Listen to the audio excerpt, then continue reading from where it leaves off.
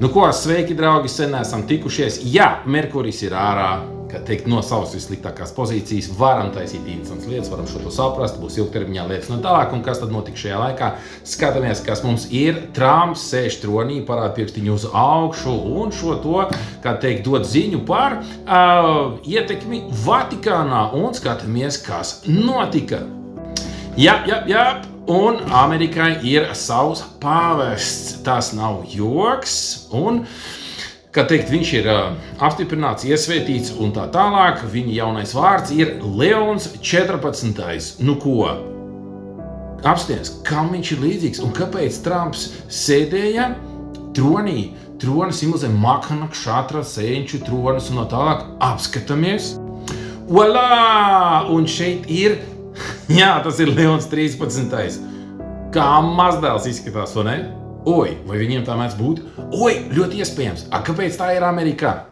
Atceramies, par ko runājām jau iepriekš. Atceramies, Amerikā realitātē valda aristokrātija, kur viens otram ir radinieki. Un tikai viens prezidents Amerikā, kā teikt, radinieks visiem pāriem, pat Obama bija un tā tālāk. Tas ir Donalds Trumps. Jā, viņš tajā visā pasākumā, kā teikt, lielajā ģimenes lokā nav. Bet tas nenozīmē to, ka Amerikā vēl projām lielu lomu nespēlē, ASV aristokrātija. Nu, un ko mēs šeit redzam? Mums ir jaunais, kā teikt, pāvests Leons.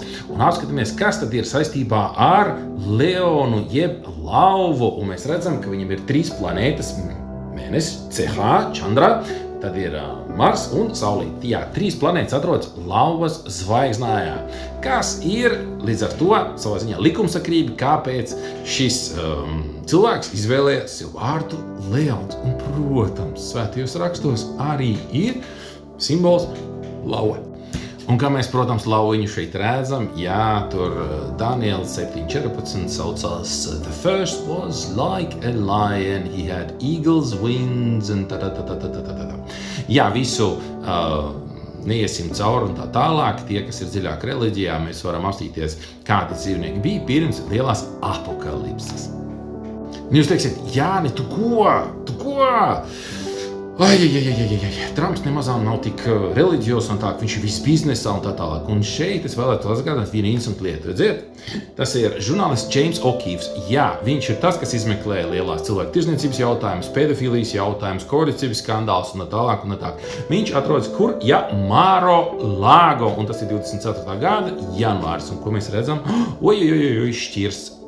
Tad sanāk tāds jautājums, kāpēc pie Trumpa mājās atrodas šķirsta replika? Varbūt viņš tomēr ir dziļi reliģiskajā tēmā.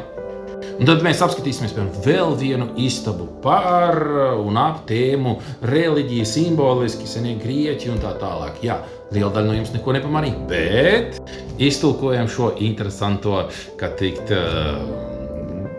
vietu un tā tālāk. Mēs redzam visādus amorus, vai ne? Eros tur šauj ar savu bultiņu. Tad mēs redzam, kā Apollo tiekās ar Auroru, jeb rīta zvaigzni. Tad mēs redzam instantu grāmatu, kā teikt, Muhamed Altur, Tribes Book un tā tālāk, arī reliģiska satura. Tad mēs redzam interesantas 2 vāzītes, kas stāv tā paralēli, līdzīgi kā Toras tās grāmatiņas, redziet, tur augšā zem tās gleznas par Auroru un tā tālāk. Tam arī ir interesanta nozīme un tā tālāk un tā tālāk. Morāli, ko es gribēju pateikt, Trumps ir dziļi tēmā un viņš zina, ko dara, un viņš zina simboliku. Gluži kā pārējā, kā teikt, ASV un daļa Eiropas aristokrātijas.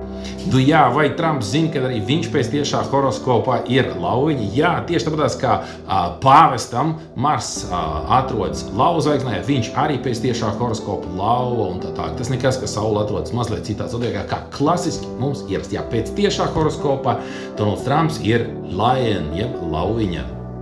Šeit mēs redzam klasisko interesanto lietu. Šeit ir lauva simbols un šeit ir viņš kā Makana Kšatras simbols. Viņš sēž savā tronī kā lauva, viņam blakus ir arī vēl viena lauvenīte.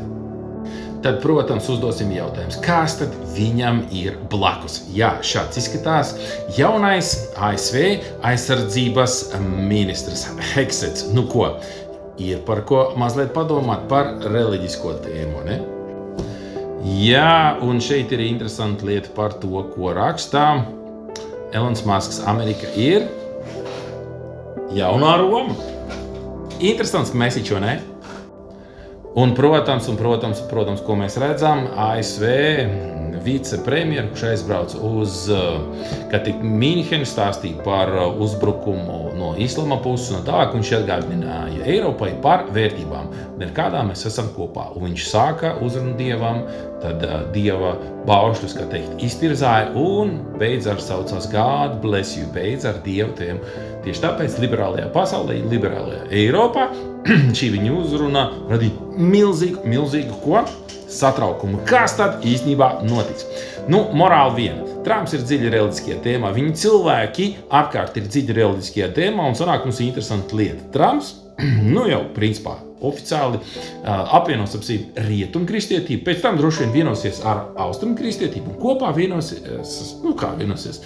par cīņu pret lielo draudu. Visdrīzākais tas būs islama ekstrēmisms. Nebūs pret islamu, bet islama ekstrēmisms.